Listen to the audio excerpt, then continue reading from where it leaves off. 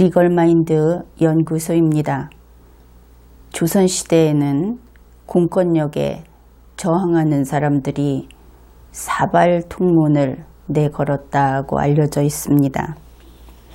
그것은 연명서, 이름을 쓰는 것인데 전형적으로 우리가 보통 쓰듯이 그렇게 쓰는 것이 아니고 종이 위에 밥공기 같은 사발을 엎어놓고 그 주위를 돌아가면서 이름을 쓰는 그런 방식으로 서명하는 그 연명서를 가리키는 것입니다. 이 사발통문이라고 하는 양식을 사용했던 이유는 전제군주 시대에 이러한 공권력에 대한 저항은 바로 그 수계, 주모자의 경우는 예외 없이 목숨을 잃게 되어 있었죠.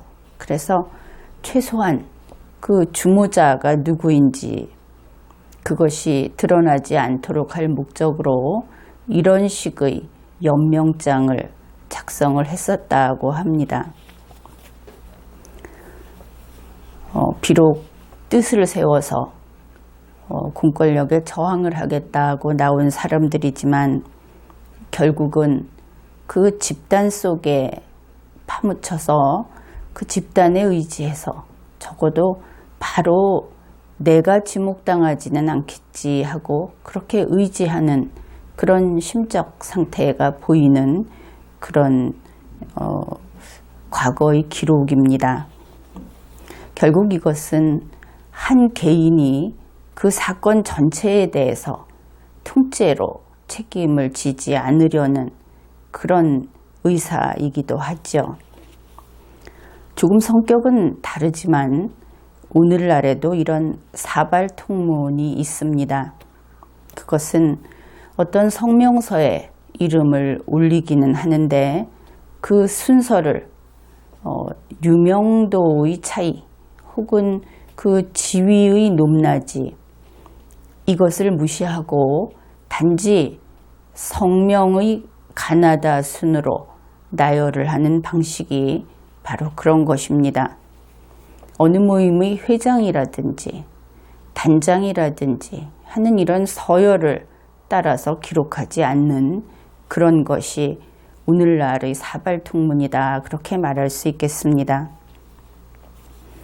그런데 이 사발통문이라는 것이 어떤 마음으로 그렇게 그 형식을 쓰게 되었나 하는 이야기를 했는데 그렇다면 만일 영의정이 어떤 사발통문에 이름을 올렸다 하는 경우를 생각해 봅시다.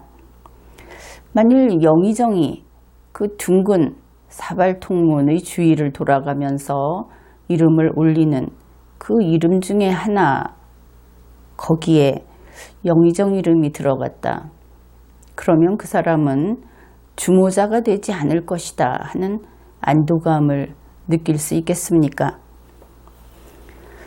생각해보면 아마도 이 사발통문의 한 방향에 한 곳에 이름을 쓸 때 이런 경우를 생각해 보죠. 영의정 한명회 이렇게 썼다고 합시다. 그렇게 쓰면 이 사발통문이 원래는 우리가 아이들이 햇님을 그리듯이 동그라미가 있고 그 가장자리에 그 빗줄기를 표시하는 직선 모양 그 자리에 이름이 들어가는 것인데 어디가 위일까?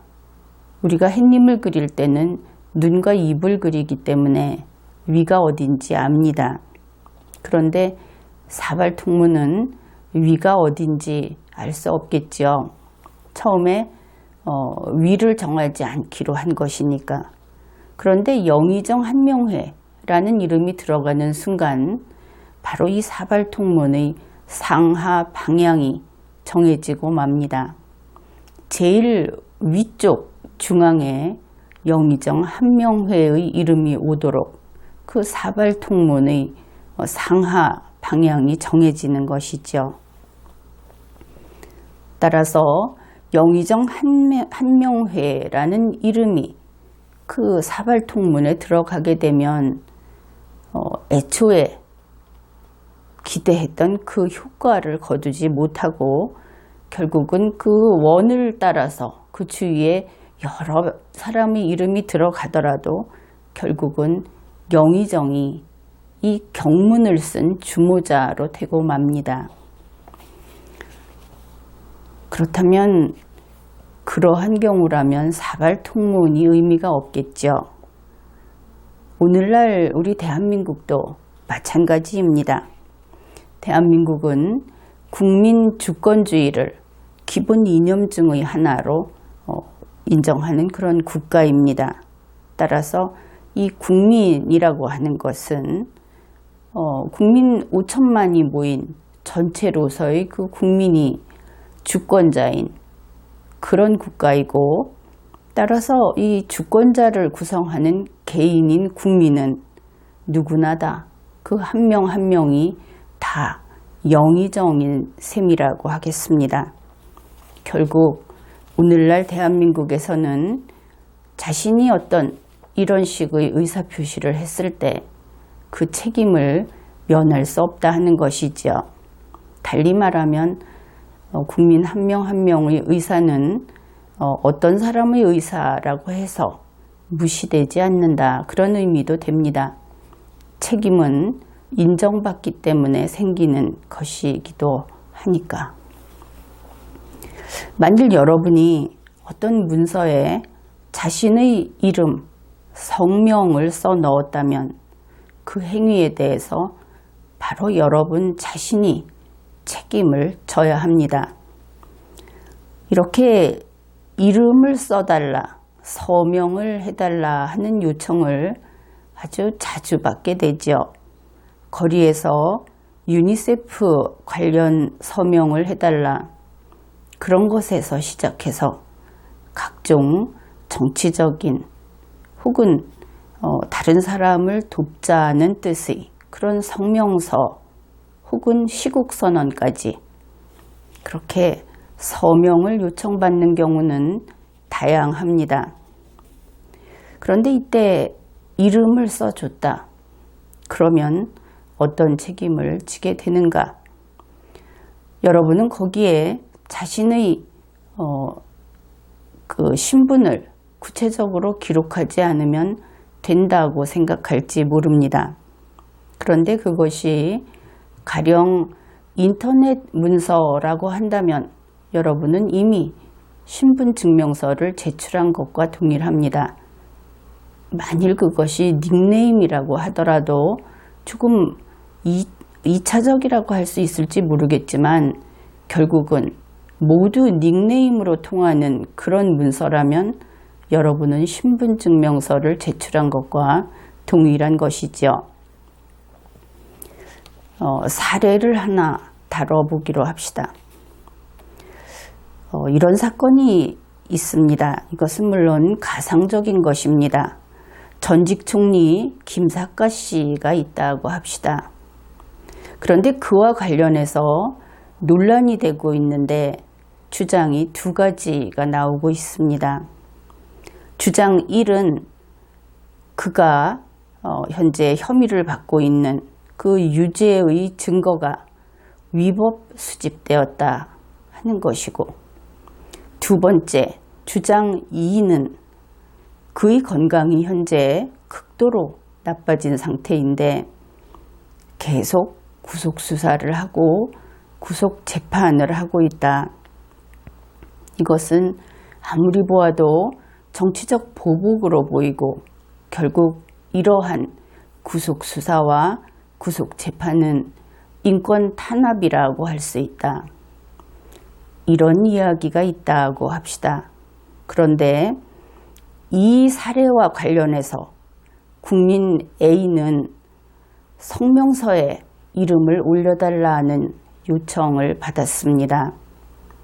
그런데 그 성명서는 어떤 것이냐? 요청을 하는 측에서 바로 이 김사과 씨에 대한 정치 보복, 인권 탄압을 중지하라. 그런 성명서라고 하면서 이름을 올려달라. 이런 요청을 받은 것이지요. 그러니까 이것은 분명히 주장 2에 해당하는 그런 성명서라는 것을 알 수 있습니다.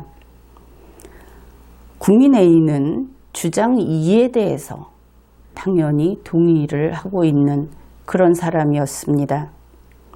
그런데 그는 주장 1에 대해서는 관심이 없기도 했고 또 직접 생각을 해보면 동의할 의사가 없는 그런 사람이 국민 A였습니다.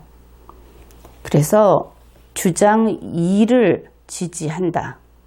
바로 이 부분에서 내 생각과 같다 하면서 국민 A가 성명서에 이름을 올리겠다고 했습니다. 그런데 그 후 이 성명서가 대중에게 공표되고 공개 간행이 됐는데 그 내용이 주장 2가 아니라 주장 1에 대한 그런 성명서였던 것입니다. 결국 그러면 어떻게 됩니까? 물론 주장 2라고 하는 것은 아주 세부 항목으로 겨우 한 줄 들어가 있고 전체는 주장 1에 대한 즉 유죄의 증거가 위법 수집되었다 하는 내용이다. 이런 경우에 국민 A는 어떻게 보입니까?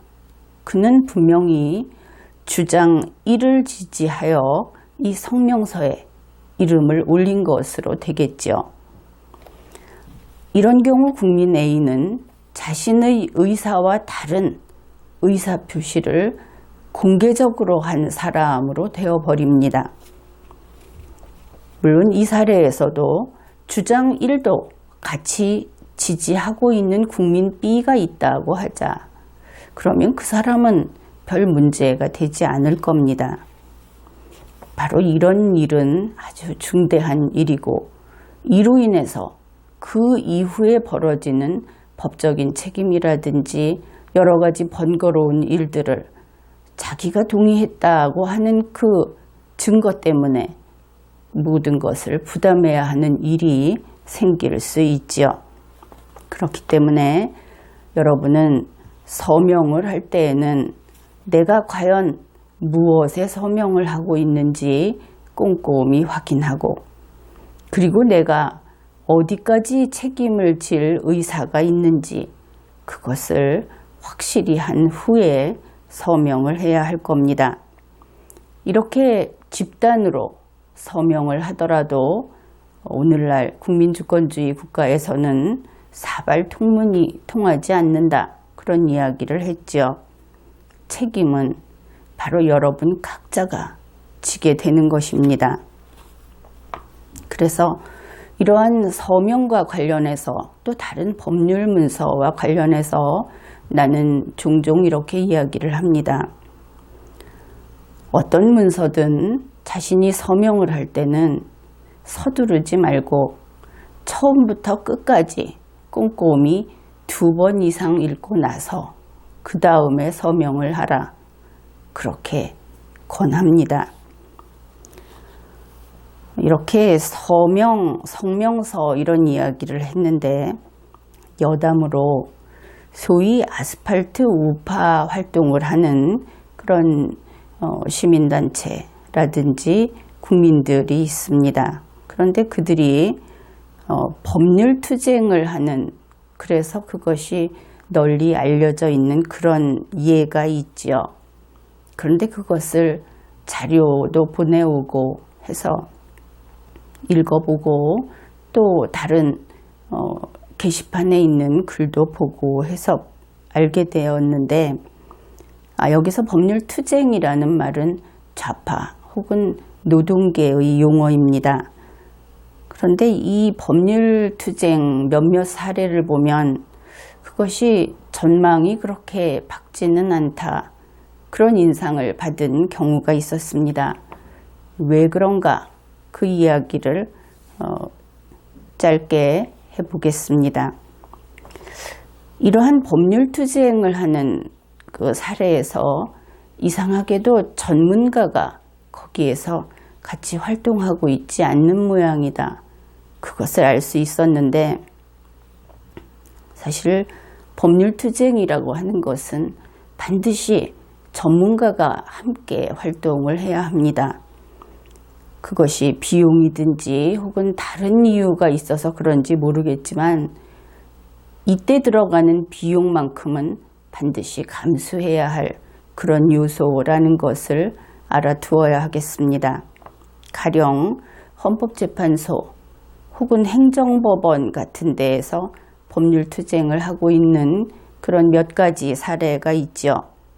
거기에는 이런 문제들이 있습니다.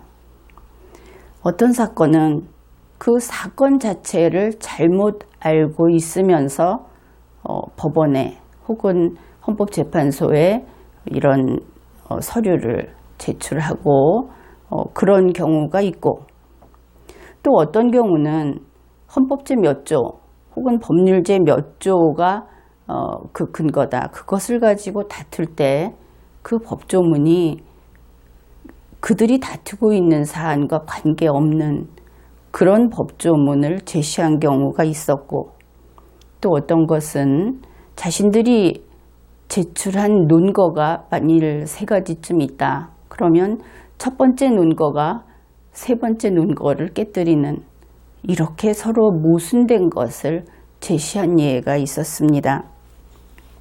그래서 이런 경우는 전문가의 조력을 반드시 받을 것을 권유하고, 그리고 이런 것을 모두 포함해서 우리 국민들이 이런 법률투쟁도 그렇고 또 다른 성명서나 이런 것도 마찬가지고, 어떻든 통칭해서 법률문서라고 이야기를 했을 때 그 법률문서에 이름을 올리게 되면 그것은 여러분 각자가 거기에 책임을 져야 한다 하는 것을 인식해야 합니다. 그래서 그런 것을 하지 말라는 이야기냐 이렇게 물을 수 있는데, 그런 뜻은 아니고 알고 하라, 그런 것이죠. 가령 당사자 적격이 없는 사람들이 어떤 소를 제기하고 청구를 하면서 타인에게 어떤 제3자가 되겠죠.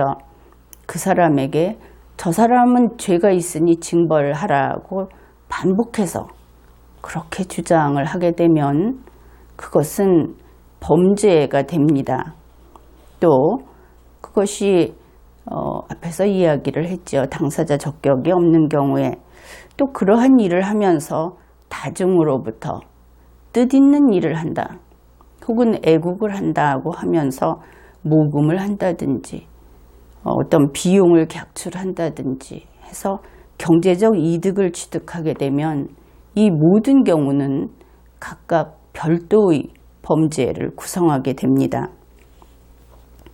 그래서 그런 점에 유의해야 하겠습니다. 21세기에 국민 여러분은, 여러분 한 사람 한 사람은 모두 사발통문 뒤에 숨을 수 없는 영의정들입니다. 그래서 자기의 행위에는 자기가 책임을 져야 한다, 그런 것을 기억해야 하겠습니다. 이번 회에는 여기까지 하겠습니다.